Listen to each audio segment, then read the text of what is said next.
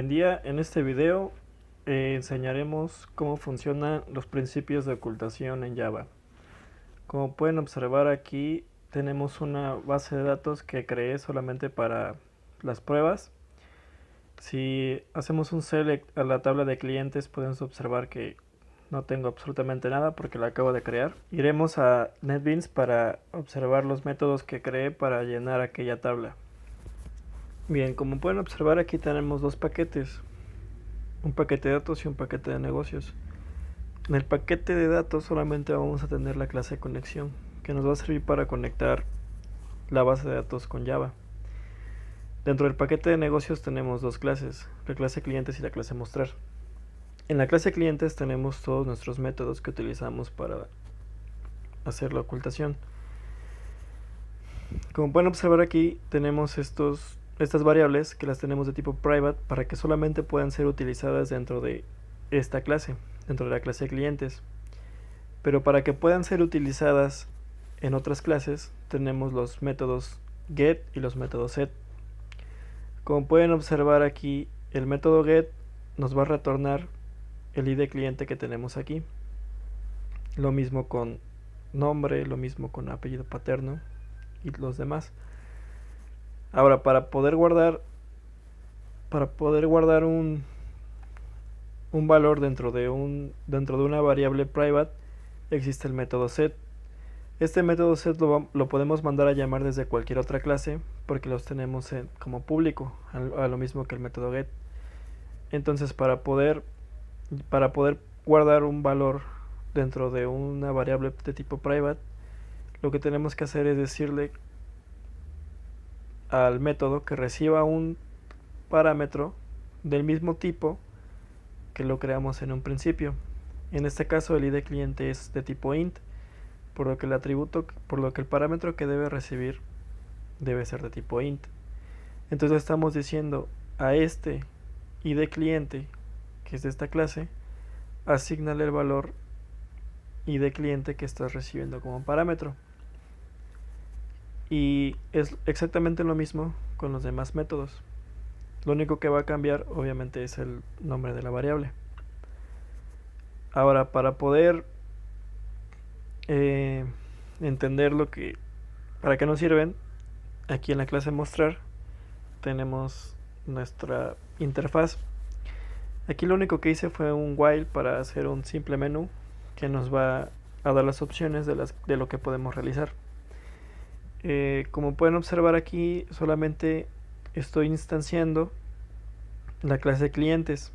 Esta clase la estoy instanciando una única vez para que al momento de elegir el método no se reinicie la clase y nos dé un valor nulo. Entonces, ya que tenemos aquí instanciado, pues ya simplemente es llamar la clase y después llamar el método. Y ahora les voy a mostrar método por método cómo es que funciona.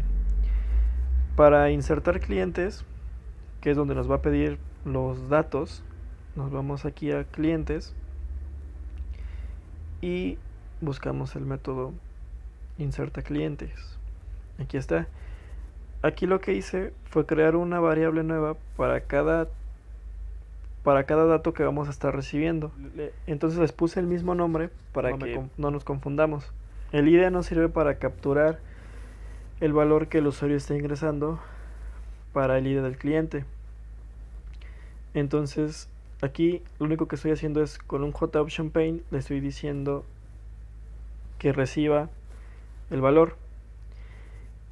Por ejemplo, aquí le estoy diciendo ingresa el ID y el usuario lo va a ver en el ID. Más adelante les mostraré ya cómo funciona con la prueba de escritorio. Aquí estoy mandando a llamar el método setIDCliente y le estoy mandando el parámetro ID. Como pueden observar es de tipo int. Entonces si nos vamos al método setID, podemos ver que estamos aquí recibiendo un parámetro int, y ya después se lo asigna. Y es exactamente lo mismo con las demás variables. Aquí en set apellido materno es de tipo string y le estamos mandando un string. Lo mismo con apellido materno y con dirección. Ahora analizaremos el método consulta clientes. Aquí tenemos el método consulta clientes. Lo único que hace es una consulta a la base de datos y la muestra en consola. Como pueden observar, aquí simplemente le estamos diciendo que a res, que a la variable res de tipo resultSet le asigne la consulta select asterisco from clientes y los vaya agrupando como los tenemos en la tabla en Postgres. Aquí es importante que estos nombres que le estamos asignando aquí sean exactamente iguales a los nombres que nosotros le hicimos a nuestras columnas en Postgres. De otra manera no nos va a funcionar. Y básicamente lo único que hace es imprimir los datos aquí en la consola. Ahora analizaremos el tercer método, que es inserta base. Este método lo que hace es insertar los datos que el usuario registró a la base de datos. Aquí es lo mismo que en el método anterior. Creamos nuestras variables del mismo nombre que las hicimos aquí para que no nos confundamos y le asignamos los valores que tenemos con el método get.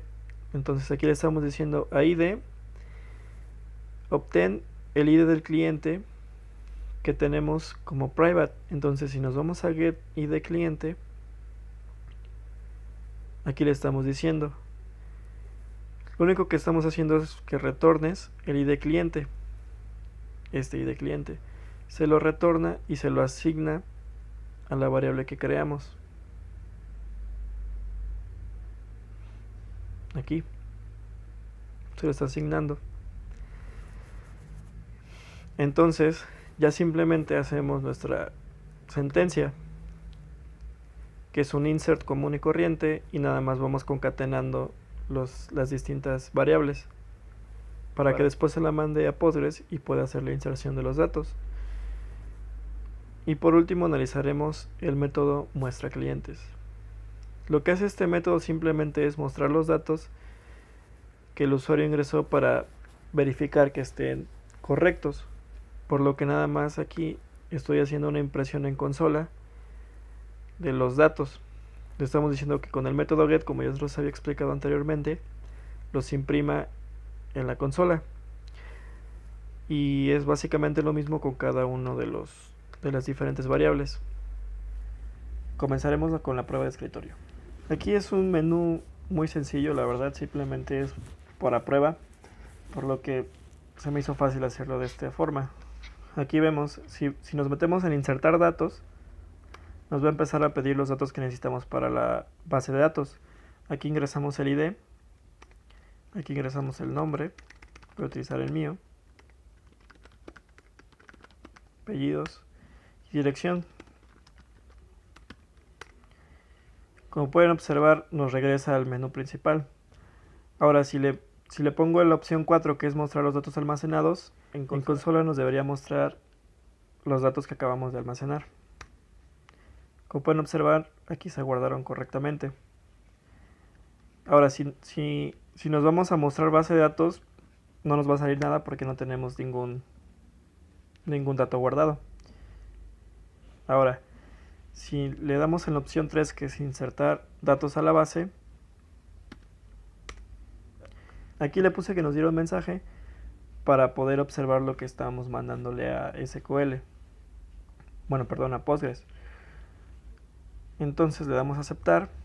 Nos dice que el cliente fue registrado exitosamente. Y ahora, si mostramos la base de datos, que es la opción 2, podemos observar que aquí ya nos muestra los datos que están almacenados. Y para verificar, podemos ir a nuestro Postgres. Y aquí ya tengo escrito el select, entonces lo ejecuto nada más. Y como pueden observar, aquí ya nos sale los datos. Ahora, si queremos seguir insertando datos, hacemos el mismo procedimiento. Nos vamos a insertar datos, insertamos los datos, el ID, el nombre, no sé, vamos a ponerle Pedro, apellido López, apellido materno Hernández y dirección, no sé, Margaritas. Y ahora, si utilizamos la opción 4, nos debe salir aquí en consola lo que acabamos de ingresar. Como ven, nos sale ID 2, el nombre Pedro, apellido López Hernández y Margaritas.